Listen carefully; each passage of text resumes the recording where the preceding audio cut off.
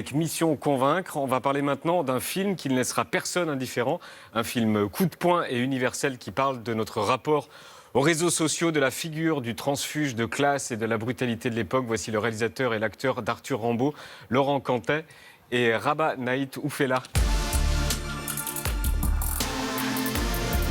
Bonsoir, bienvenue. Bonsoir. Bonsoir. Bonsoir, bienvenue. Bonsoir. Ça va? Je vous en prie. Bonsoir Laurent, bonsoir Rabah, voici Ruth, voici David. Vous êtes Laurent, le réalisateur de Ressources humaines, de l'emploi du temps, de Vers le Sud, de Retour à Ithac, de l'Atelier et bien sûr de la Palme d'Or Entre les murs. Rabah Naït Oufella, c'est votre premier film comme tête d'affiche, mais on vous a vu chez Céline Sciamma, chez Bertrand Bonello, chez Julia Ducournau et dans une Palme d'Or. Et oui, vous étiez dans Entre les murs de Laurent Cantet. On a les images de Cannes 2008. Vous aviez 13 ans et vous êtes où? Vous êtes à peu près au milieu avec la cravate rouge. C'est ça, je ressemble à un serveur. Est-ce que vous avez gardé le contact depuis 2008 tous les deux? Eh bien, on s'est recroisés plusieurs fois, notamment lors de la projection du documentaire de Brigitte Tijoux, qui s'appelle Les Marches de Belleville et qui revenait un peu sur ce que sont devenus les jeunes de Entre les murs. Et puis, on n'habite pas très loin. Donc vous vous croisez quelquefois. Et donc, vous l'avez rappelé, Arthur Rimbaud sort en salle mercredi. Je l'ai dit, c'est un film qui ne laissera personne indifférent. C'est un film sur l'époque et sa brutalité, librement inspiré de ce qu'on a appelé l'affaire Mehdi Méclate. Comment résumer cette affaire et pourquoi vous vous êtes intéressé à elle, Laurent? Alors, en fait, je me suis intéressé à la place que les réseaux sociaux pouvaient prendre de plus en plus dans nos vies, à la façon dont on les utilise sans beaucoup peut-être les questionner, et sans questionner même le rôle qu'ils nous font jouer au sein de leur machine. Et l'affaire Mehdi Méclate, puisqu'il faut l'appeler comme ça, a été en fait le déclencheur pour moi. J'ai trouvé à travers cet itinéraire assez singulier de Mehdi Méclate la forme que pouvait prendre mon film. C'est-à-dire que moi j'avais lu les articles de Mehdi. Ouais, c'est dès le début qu'elle vous a intéressé ou alors c'est en prenant un peu de recul? Non, moi j'avais lu ces articles, j'avais entendu à la radio, ouais. Je trouvais que c'était un jeune homme qui avait une tête super bien faite, qui à 17 ans était capable de prendre des positions qui me semblaient toujours, en tous les cas, très, très justifiées, que je trouvais qu'il parlait aussi bien d'un film qu'il interviewait un ministre. Et un matin, j'ai découvert les tweets qu'il avait écrits sous le pseudonyme de Marcellin Deschamps, je crois. Et la question qui m'a tout de suite envahi, c'était de savoir, mais comment est-ce que ça peut cohabiter dans un même cerveau, cette finesse et cette intelligence, et puis en même temps ce désir de provocation, cette violence qu'exprimaient ces tweets. Et ça a été le point de départ d'un questionnement et d'un vertige que le film essaye de restituer. On va en parler avec Rabah aussi, mais voici les images d'Arthur Rimbaud, c'est en salle mercredi. Ah, le voilà. C'est tout à fait mérité, hein, votre livre est vraiment très fort. Merci. Toi, t'as été très très bon. Hein.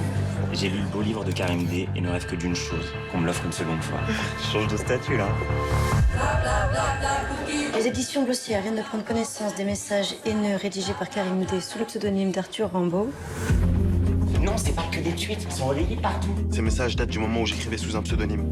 Arthur Rimbaud, c'était de l'humour. Je dirige une maison d'édition et vous venez de torpiller vos ventes. C'est France Info, ils veulent Karim dans la matinale. Voilà, ça commence. J'ai l'impression que ma génération veut tout le temps être dans la course. Je suis devenu infréquentable, j'ai plus envie qu'on ouvre ensemble, d'accord? Ok, donc tu vois pas le 3e degré là-dedans. Ces messages-là, ils veulent dire quelque chose, il y a un sens. Twitter, c'est une course comme une autre. C'est quoi toute cette merde que t'as dans la tête?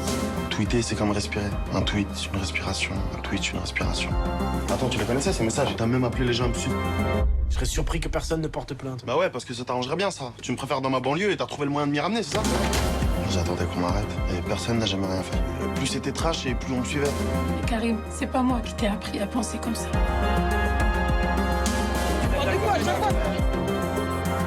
C'est sûr qu'ils nous préféreront morts.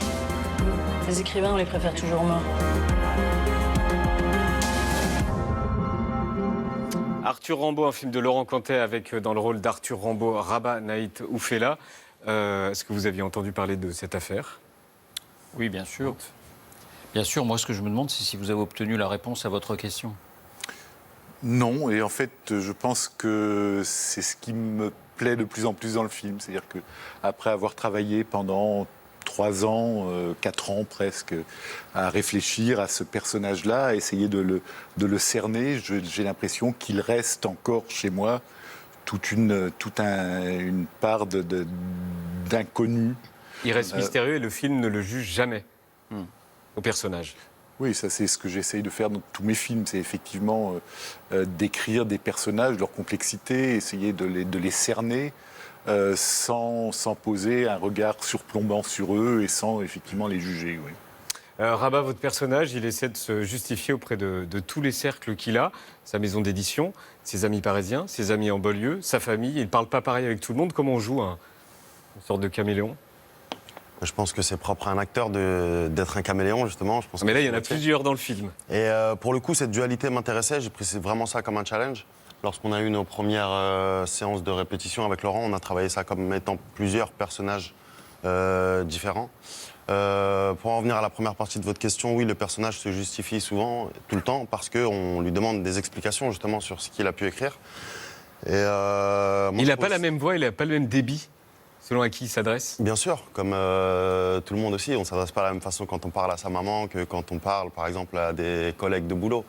Et les indications, en tout cas, que m'avait donné Laurent sur le plateau, c'était surtout qu'il fallait qu'on sente ce personnage à l'aise, par exemple, dans toutes ces mondanités, dans ce nouveau monde auquel il aspire, mais qu'on sente aussi qu'il a travaillé pour être à l'aise dans ce monde-là. Donc on sent vraiment que ce transfuge a essayé de briser des frontières pour arriver là où il en est et qu'il s'y sent à l'aise, en tout cas pendant la première partie du film. Pourquoi la figure du transfuge de classe vous passionne à ce point?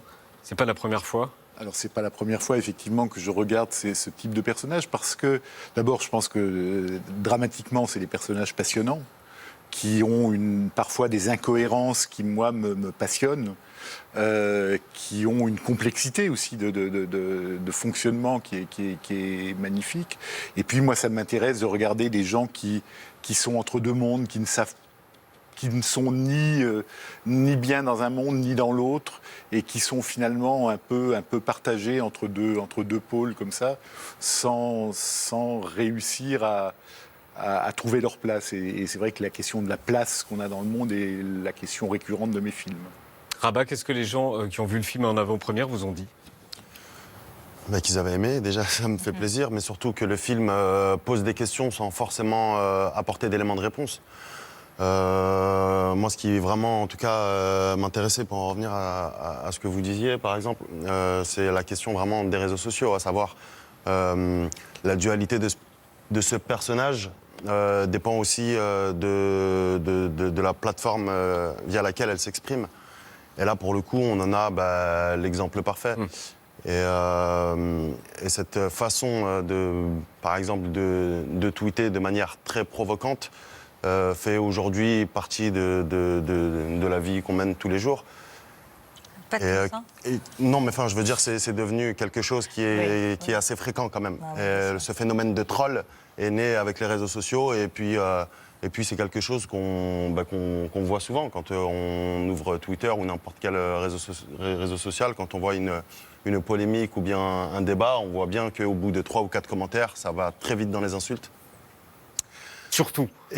Et la violence, parce qu'on pense que derrière son écran, on est protégé, qu'on peut se permettre de tout dire et qu'on s'adresse peut-être à une petite partie de ses followers, alors que non, quand on écrit sur Internet, on s'adresse au monde entier. Tous les tweets haineux qu'on voit dans le film, ils ont été écrits par l'équipe du film. Comment ça s'est passé? Ça a été la partie la plus dure de toute l'écriture du film. On a passé des journées entières à essayer de doser la violence, une certaine forme d'humour parfois. Et on avait le sentiment que c'était essentiel pour le film, parce que moi je cherche à créer une espèce de balancement entre une empathie pour un personnage dont on sent que l'histoire le dépasse et qu'il est poursuivi par une machine comme ça qu'il a mis en route sans éprouver tout à fait les conséquences de ses actes. Et puis, en même temps, je voulais surtout pas l'exonérer de la responsabilité qu'il y a à écrire des choses comme ça. Et du coup, la violence des tweets qui s'affichent à l'écran influait beaucoup sur l'attachement qu'on pouvait avoir ou ne plus avoir du tout pour le personnage.